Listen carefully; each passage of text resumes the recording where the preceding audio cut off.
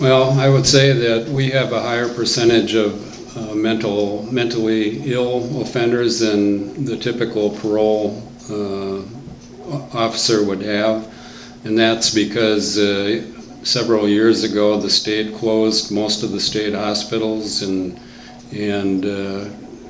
what generally happens to these people is they don't know how to make it in the real world. So they commit crimes and end up in prison, which puts them under our supervision.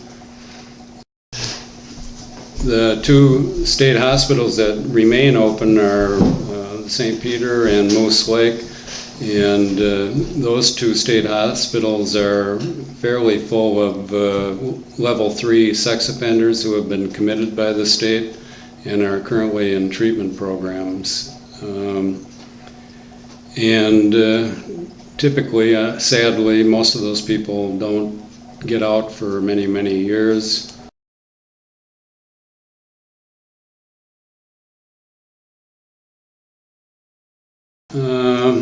I think there was one release maybe that I can recall, and I didn't think that went very well. But I know there's several court cases pending about that, and I think something may come to a head regarding that in the near future. Are these two hospitals, are they at maximum capacity? Are they full?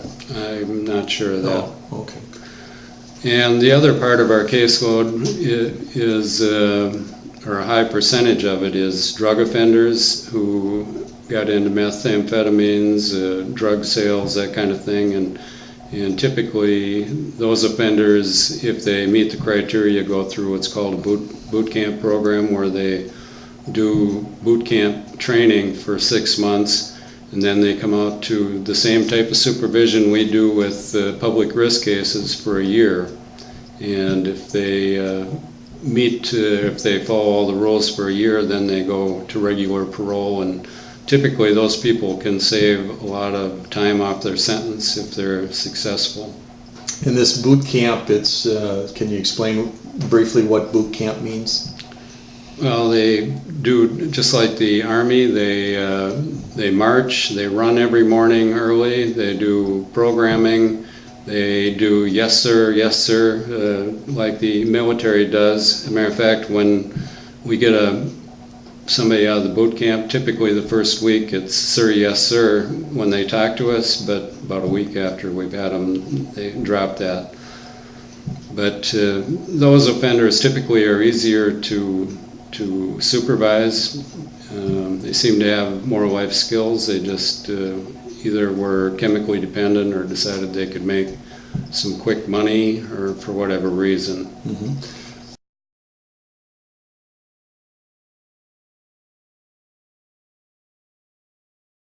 I would say in the neighborhood of 40%. 40%. Right. And is there a provision of, are they on their own to secure health services, or does the state or Department of Corrections, do they help them with that? Well, generally, if they've had mental health issues in the past and in prison, there will be a condition of release that they make all their appointments and take all their medications as prescribed, and that can be a violation of parole if they don't. And if somebody decompensates while under our supervision, we can give them a directive to go to mental health programming, and they can go to the county mental health center and that kind of thing if they can't pay. And typically the mentally ill offenders will get on SSI, disability insurance. Yeah, that's a long process that can take up to 6 months, but that will help them going forward. Do you see any additional discrimination against them or additional barriers put up against them than the general population?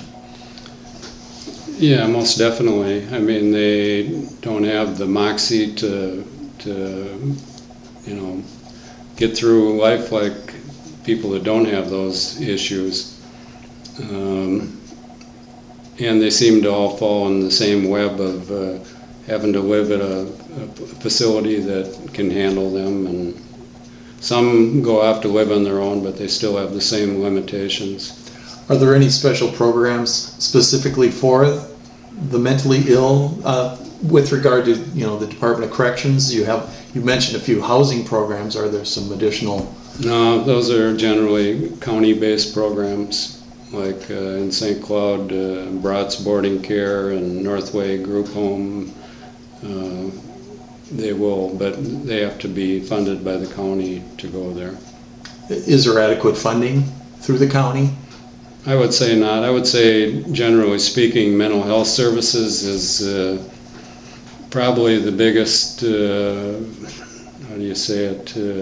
problem facing the state and probably all over the country. I don't think there's adequate services, and I know there's not enough psychiatrists and psychologists, and it's kind of an overwhelming situation, I know in this state, but like I say, I'm guessing nationwide.